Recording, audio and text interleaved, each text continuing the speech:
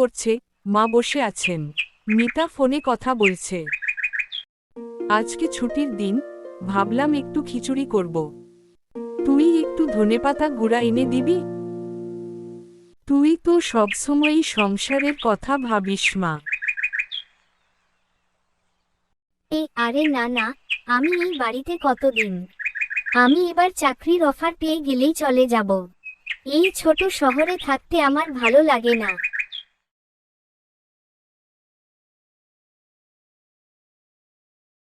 রবি, খেতে খেতে।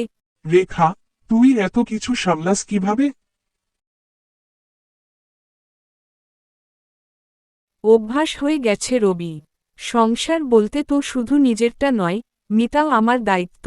এই সংসারটাই তো আমার পৃথিবী। মিতা হঠাৎ রেগে। তুমি আমাকে নিয়ে চিন্তা করতে এসেছো কেন? আমি কি তবে তোমার বোঝা? নিজেকে সামলাতে আমি পারি। শব্দ ছিল, কথা ছিল, কিন্তু ছিল না বোঝাপড়া। একটি বোন ভালোবাসতে জানত, আর একটি খুঁজত নিজের পরিচয়।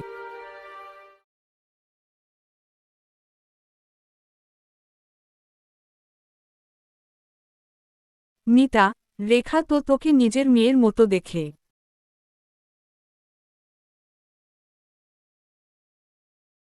মা, আমি বড় কিছু হতে চাই। আমি শুধু এই সংসারেই আটকে থাকতে চাই না। মা, কিন্তু সেই স্বপ্ন যদি সম্পর্ক ভেঙে দেয়, তাহলে স্বপ্নেও বিষ ঢুকে যায়। চাকরি পায়, সবাই খুশি, কিন্তু রেখার মুখে মিশ্র অনুভূতি।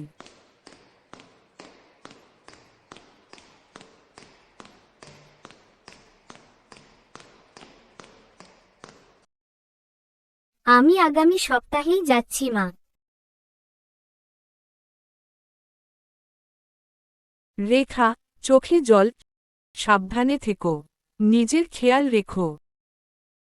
মিতা, নরম গলায় তুমি। রাগ করেছো? রেখা, না রে পাগলি, তোর জন্যই তো সব করতাম।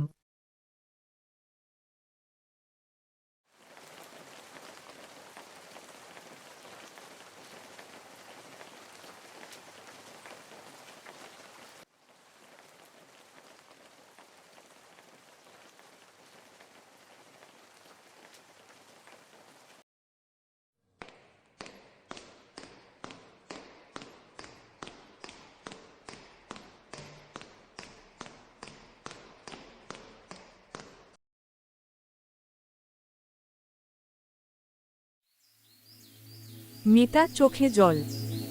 আমি ফিরে এসেছি দিদি। চাকরি, শহর, কিচ্ছু ভালো লাগেনি। তোমার মুখটা চোখে ভাসে সব সময়।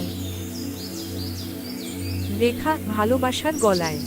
তুই আমার বোন, তোর সব রাগ, সব স্বপ্ন আমি মেনে নিতে পারি। শুধু দূরে চলে যাস না।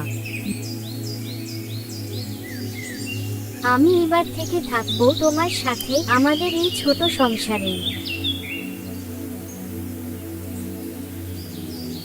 সকালের রোদে দুই বোন রান্নাঘরে দুজন মিলে রান্না করছে। মা হাসি মুখে তাকিয়ে আছে। এবার তুই লুচি বানাবি, আমি আলুর দম করব।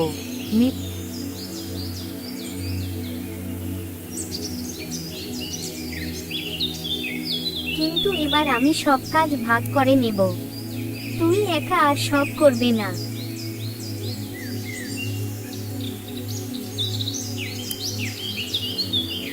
পেছনে গানে ভেসে আসে, বনের মাঝে আছে এক মায়া, যা হারিয়ে গেলে বোঝা যায় তার কদর।